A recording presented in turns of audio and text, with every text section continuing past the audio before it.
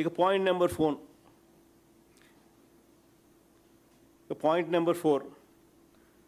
Sports quota పేరిట teacher పోస్టుల అమ్మకాలు బేరసారాలు చేసినట్టుగా ఆడియో వీడియో కాల్స్ బయటకు వచ్చినట్టుగా అసెంబ్లీలో ఇద్దరు అబ్బా కొడుకులు ఒప్పుకున్నారు. ఇద్దరు అసెంబ్లీలో ఒప్పుకున్నారు. స్పోర్ట్స్ కోటా పేరిట టీచర్ పోస్టుల అమ్మకాలు బేరసారాలు చేసినట్టుగా ఆడియో వీడియో కాల్స్ బయటకు వచ్చినట్టుగా అసెంబ్లీలో ఇద్దరు ఒప్పుకున్నారు. అదొకసారి ప్లే చేయండి మా. అసలు అది సోషల్ మీడియాలో వైరల్ అయిన ఆ టేప్స్.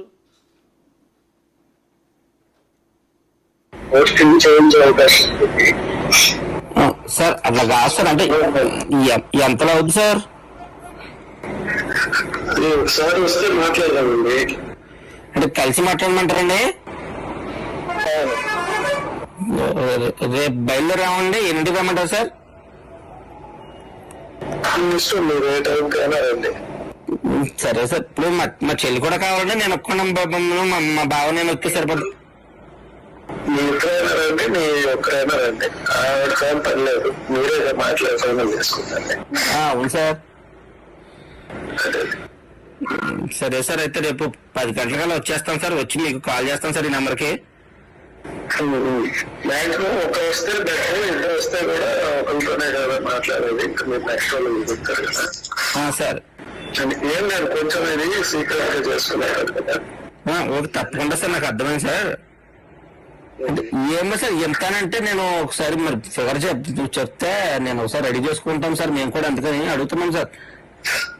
సార్ ఇది డిఎస్సీలో పోస్టింగ్ ఐడియా ఉంది. అవును సార్. మీరు వచ్చేసి మార్కెట్ ఇప్పుడు 15 లక్షలు అట్లా నడుస్తుంది. బాబాయ్ అంతంటే పెట్టలేమండి. ఏంటంటే డైరెక్ట్ గా పోస్టింగ్ ఇవ్వట్లేదు కదా. సరే, అందుకన్నా మీరు వచ్చి మాట్లాడితే నెగోషియేషన్స్ చేద్దామంటే చేద్దాం. సరే సార్, అయితే ఓకే అండి. మాట్లాడతాను. ఓకేనా? అలాగే అండి. నేను యాక్చువల్ ఏంటంటే నేను టైం తక్కువ ఉంది కాబట్టి ఇంటికే పిలిపించి మాట్లాడతాను. ఇంట్లోనే మాట్లాడుకుందాం. Okay sir. అలాగే సార్. కొంచెం పర్సనల్ గా వస్తే మాట్లాడుకుంటాం. తప్పకుండా సార్. ఓకే అండి, థ్యాంక్ యూ సార్. కొంచెం పర్సనల్ గా ఇది డిస్కస్ చేసుకోవాలి. లేదండి, చెప్పిందండి మా చెల్లి చెప్పిందండి. పోస్ట్ ఇంపార్టెంట్ కదా సార్. మా ప్రజెంట్ వస్తామండి, చూసుకుంటాం సార్. మరి క్లియర్ కట్గా వీడియోలో బేరసారాలు చేస్తున్న వ్యక్తి ఫోన్ నెంబర్ అంత స్పష్టంగా కనపడుతుంది. ఆ బేరసారాలు చేస్తూ ఉన్న వ్యక్తి ఫోన్ నెంబర్ అంత స్పష్టంగా క్లియర్ కట్గా వీడియోలో కనిపిస్తూ ఉంది. మరి నేను అడుగుతా ఉన్నా, ఎఫ్ఐఆర్ కాపీలో ఆ పేరు చూపకుండా పోలీసులకు ఆ నెంబర్ ద్వారా ఆ మనిషి ఎవరు అని చెప్పి కనుక్కోవడం ఎంతసేపు పని? కానీ పోలీసులు ఎఫ్ఐఆర్ రిపోర్ట్లు ఏమని రాసినారు? పేరు చోట ఎఫ్ఐఆర్ కాపీలో పేరు చూపకుండా కేవలం సస్పెక్టెడ్ రాస్తారు. అక్కడ నేమ్ దగ్గర ఎఫ్ఐఆర్ కాపీలో నేమ్ దగ్గర కేవలం సస్పెక్ట్ అని.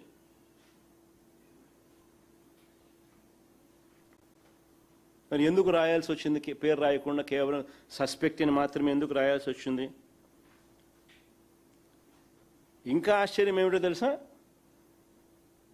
ఈ మనిషికి స్టేషన్ బెయిల్ ఇచ్చి పంపించినారు. అరెస్టుల కథ దేవుడు ఎరుగు, శిక్షల కథ దేవుడు ఎరుగు. స్టేషన్ బెయిల్ ఇచ్చి పంపించేసినారు. మళ్ళా పైగా కింద చూడండి, 8th పాయింట్, ఎఫ్ఐఆర్ నమోదు చేయడానికి ముందు సీనియర్ అధికారులతో ఎందుకు మాట్లాడాల్సి వచ్చింది? Reasons for delay, consulted with higher officials. Reasons for delay in reporting by the complainant. అక్కడ ఏమని రాస్తారు?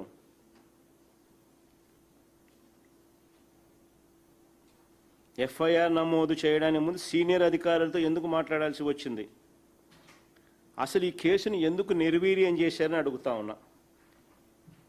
మరి ఈ మాదిరిగా నిర్వీర్యం చేసిన ఈ కేసులో చంద్రబాబు నాయుడు గారు, లోకేష్ ఏమంటారు? ఇద్దరు అసెంబ్లీనే సాక్షిగా చేస్తూ అసెంబ్లీనే సాక్షిగా చేస్తూ అబ్బా కొడుకులు ఇద్దరు ఎంతగా అబద్ధాలు ఆడతారు అని అంటే అసెంబ్లీలో ఇలా మాట్లాడిన మాటలు ఒకసారి వినండి.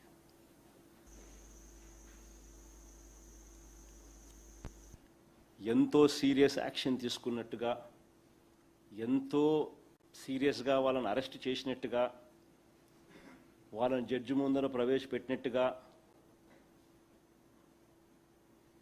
బిఎస్సి కోటాలో ఏదో ఆడియో టేప్ ఉంది, ఒక్కొక్క సర్టిఫికేట్ కి ఇంత డబ్బులకి అమ్ముతున్నారు, ప్రత్యేకంగా షాప్ వాళ్ళు ప్రొటెక్ట్ చేస్తుంది అని ఒక ఆడియో లీక్ వచ్చింది. అధ్యక్ష, ఆడియో లీక్ వచ్చిన వెంటనే షాప్ ఇమ్మీడియట్ గా కంప్లైంట్ ఇచ్చి, ఒకరు విచారణ కమిషనరేట్ కి కంప్లైంట్ ఇచ్చి, ఆ వ్యక్తి ఎక్కడున్నారో ఎత్తికి అతన్ని పైన కేసు పెట్టి అతన్ని జ్యుడిషియల్ రిమాండ్ కూడా పంపించిన ఘనత ప్రజాప్రభుత్వం. Audio recording DSC sports quota జరిగింది, కూడా మాట్లాడుకుంటున్నాను. వాళ్ళ పైన స్పోర్ట్స్ కౌన్సిల్ అథారిటీని కేసు పెట్టారు, అరెస్ట్ చేశారు. అరెస్ట్ పెడితే బెయిల్లో వచ్చారు. మరి నిజంగానే అరెస్ట్ చేసినారా? జడ్జి ముందర పెట్టినారా? ఎన్ని నెలలు జైల్లో పెట్టినారని చెప్పి చూసి ఒకసారి చూస్తే సిసిటిఎన్ఎస్ అంటే crime and criminal tracking network and systems, state government. Crime and criminal tracking network and system central government guide లైన్స్లో 2009 నుంచి ఇది ఏ రాష్ట్ర ప్రభుత్వం అయినా కూడా ఇది ఇంప్లిమెంట్ చేయాలి. అంటే ప్రతి ఎఫ్ఐఆర్ దానికి సంబంధించిన మనిషికి ట్రాక్ చేసి crime and criminal tracking network and system CCTNS వీళ్ళు స్వయంగా దాంట్లో రాసినది ఏమని, యెట్ టు బి అరెస్టెడ్. చూడండి ఒకసారి మీరే. మళ్ళీ అక్కడ కూడా పేరేం పేరు, సస్పెక్ట్, మళ్ళీ పేరు రాయాల. పేరు రాస్తే మళ్ళీ ఎక్కడ ఏమేమి కదులుతాయో అని చెప్పి పేరు రాయాల, suspect, address so and so, మళ్ళీ yet to be arrested status. Date చూపించుమా. 25/8/2025 స్టేషన్ బెయిల్ ఇచ్చి పంపించినారు స్వామి. అరెస్ట్ కదా దేవుడు ఎరుగు. అబ్బా కొడుకులు ఇద్దరు అసెంబ్లీలో అంతగా అబద్ధాలు ఆడుతున్నారు. ఇది అరెస్ట్ చేసినట్టుగా, జైల్లో పెట్టినట్టుగా, మెజిస్ట్రేట్ ముందు జడ్జి ముందర పెట్టినట్టుగా, జడ్జి శిక్ష చేసినట్టుగా, వీళ్ళు జైల్లో పెట్టినట్టుగా, వీళ్ళు ఏదో చాలా సీరియస్గా తీసుకున్నట్టుగా ఘనత చంద్రబాబు నాయుడు గారు టీడీపీ వెన్నుపోటు పార్టీ ఘనత అన్నట్టుగా వీళ్ళు బిల్డప్ ఇస్తున్నారు. స్టేషన్ బెయిల్ ఇచ్చి పంపించిన, అరెస్ట్ చేయలా. ఇంత దారుణంగా అబద్ధాలు ఆడుతున్నారు, ఇంత దారుణంగా కేసు నిర్వీర్యం చేస్తున్నారు, ఇంత దారుణంగా కాపాడుతూ ఉన్నారు.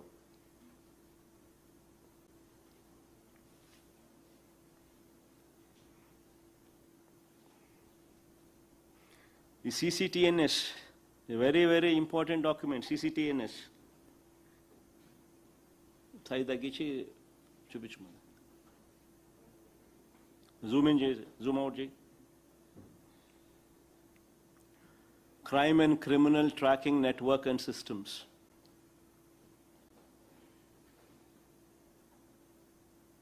క్లియర్ కట్గా వీళ్ళే అప్డేట్ చేసి పెట్టిన డాక్యుమెంటు. పరిస్థితి ఇది.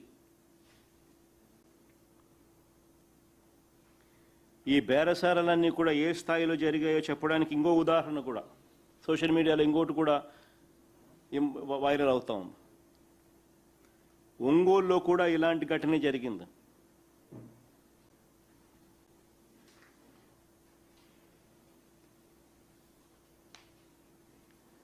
డిఎస్సిలో జాబ్ ఇప్పిస్తారని తనను మోసం చేశారని కంప్లైంట్.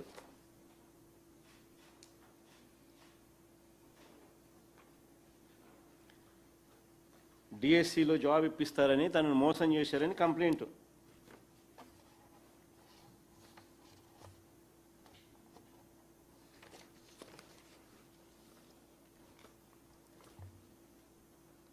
ఒక డిఎస్సి అభ్యర్థికి స్పోర్ట్స్ కోటాలో పోస్ట్ ఇప్పిస్తామని 14.5 లక్షలు తీసుకున్నారు. డిఎస్సిలో పోస్ట్ కోసం రాధిక 14 లక్షల పైగా ఇచ్చినట్టు బ్యాంక్ స్టేట్మెంట్. ఎవరికి ఇచ్చినారో ఎవరికి ఇచ్చిందో కూడా క్లియర్ కట్గా ఆధారాలు 14 లక్షలు.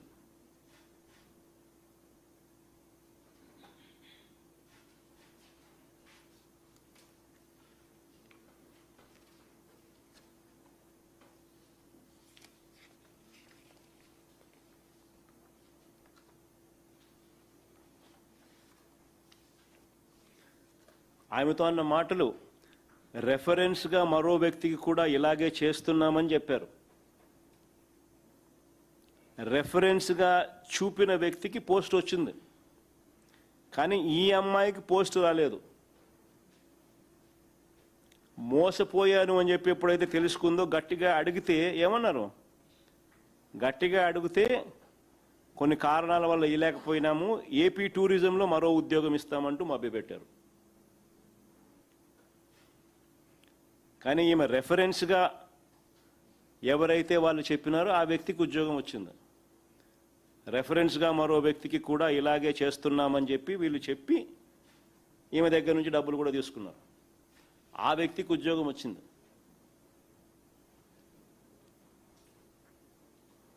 కానీ ఈ అమ్మాయికి పోస్ట్ రాలేదు. గట్టిగా అడిగితే ఏపీ టూరిజంలో మరో ఉద్యోగం ఇస్తామంటూ మభ్యపెట్టారు. తనకు అన్యాయం జరిగిందని ఆ అమ్మాయి పోలీసులకు ఫిర్యాదు చేసింది. ఆ అమ్మాయి పోలీసులకు ఫిర్యాదు చేస్తే పోలీసులు ఎఫ్ఐఆర్లో డిఎస్సి పోస్ట్ కోసం బేరసారాలు చేశారని రాయకుండా టూరిజం పోస్ట్ కోసం బేరసారాలు జరిగినాయని రాస్తారు ఎఫ్ఐఆర్ కాపీలో.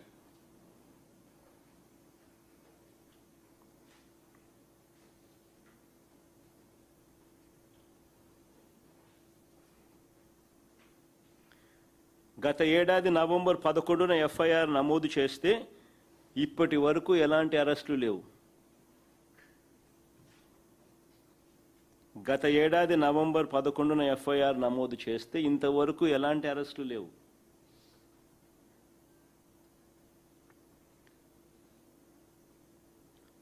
తన కంప్లైంట్పై ఎలాంటి యాక్షన్ తీసుకోలేదని ఎస్పీకి కూడా ఫిర్యాదు చేసినా పట్టించుకునే నాతులు లేడు. తన ఫిర్యాదు పట్టించుకోవడం లేదంటూ ఏకంగా ఎస్పీకి ఫిర్యాదు చేసినా కూడా పట్టించుకునే పరిస్థితి లేదు.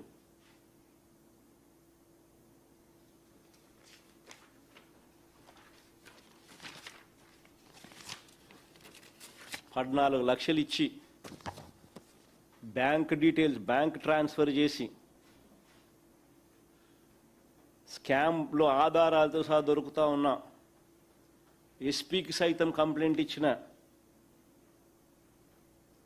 పట్టించుకునే పరిస్థితి లేదు. అంటే డిఎస్సి విషయంలో ఏ కంప్లైంట్ వచ్చినా ఎక్కడివి అక్కడే విచారణ లేకుండానే వదిలేయడం. క్లియర్ కట్గా తండ్రి కొడుకులు ఇద్దరు ఆదేశాలతోనే పోలీసులు ఇంత బరి తెగిస్తా ఉన్నారనే దానికి నిదర్శనం.